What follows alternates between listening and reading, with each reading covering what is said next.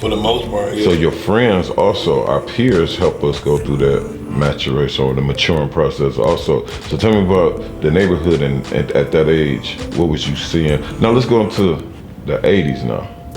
Your teenage years, it changed around here in the 80s. So we know. In the 80s, man, that's when that crack came and the drugs. And rap. Well, rap was kind of still simple. It was, but not like now. I mean, rap it was rich. It was the beginning. In the early stages in the 80s. Very beginning. You know what I mean? But yeah, it came, rap came. That gave me an outlet too. I like rap and I like music, so. Yeah. So talk about two things with that said. Talk about your neighborhood and what happened in your teenage years. Now we're talking about middle school and high school. And we still talking about as in you trying to figure out how to be a man. And so how did the people in the community help you go through that process? The OGs or the older ones? Well, back then, like I say, even the guys that was in the streets hustling or whatever they was doing, they didn't like urge you to do it. Yeah. They kind of like to keep you away from that, you know what I mean? If you had talent, played sports or had some other gifts or something, they would try to encourage you to do that. Yeah. You know, as time went on, you get older, and then they like, okay, well, you know, you 16, 15, 17, you know, you end up dibbling dabbling if you're out in these streets like that. But as a kid, from like my, say 10 to 13, that age, I played sports. You know what I'm saying? I played baseball, football, basketball. We always played sports in my neighborhood. Who you play for? Who did I play for? Yeah, football. You played PAL?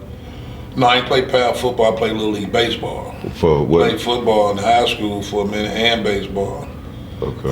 That was a Central High School. Little League, I played for the Braves, the Mets. It was a league up here at Linwood and Finkel. Uh-huh. I don't even remember what the name actually was of the league, but we knew where it was at. It was just Finkel and Linwood. And we played up there. I believe coaches is high up there on the influence of build manhood. Tell me about some of the coaches that you had and the ones that you remember that was very instrumental in your development and being responsible and being solid. Well, Mr. Vassar was my head coach for us baseball. He was older though. At that time, he was probably like 60 himself. But he had assistant coaches, so they all would help out with us and teach us stuff and, you know, fundamentals. It kept us out of trouble, man. I mean, that's the main thing. We had something to do. We wasn't idle-minded. My parents and my grandparents, even my mama, she was going through her situation with her mental and all that, but she still was pretty functional at that time. But she just kind of was going through it. It was, you know, a progression. So all of them encouraged us to do the right thing, man. I didn't grow up around a bunch of people that was trying to teach us wrong. Like I said, you couldn't even disrespect the neighbors back then. If they tell you don't walk on their grass and then you walk on the grass again, they might grab you. I'm gonna go take it out of your mouth and tell you, keep walking on the grass. Something that simple. You might get it. Because the neighbors are so tight-knit with each other and the same with their kids.